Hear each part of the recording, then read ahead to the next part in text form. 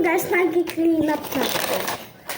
At pagkatapos ko mag-blind box, ipapasok na ito.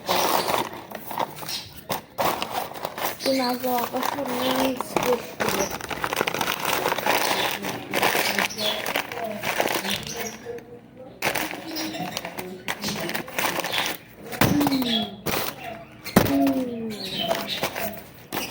Mas tapon na natin.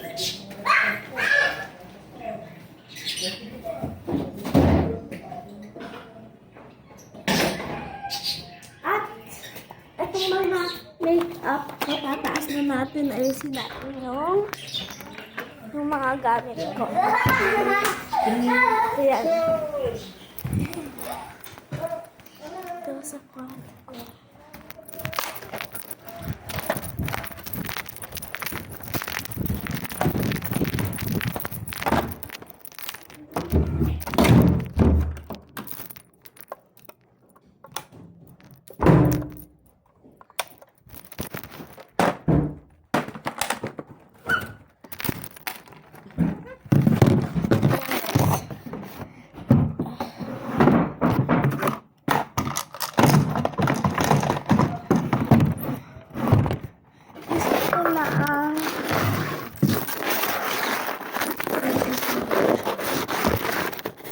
Guys, ang gulo sa video.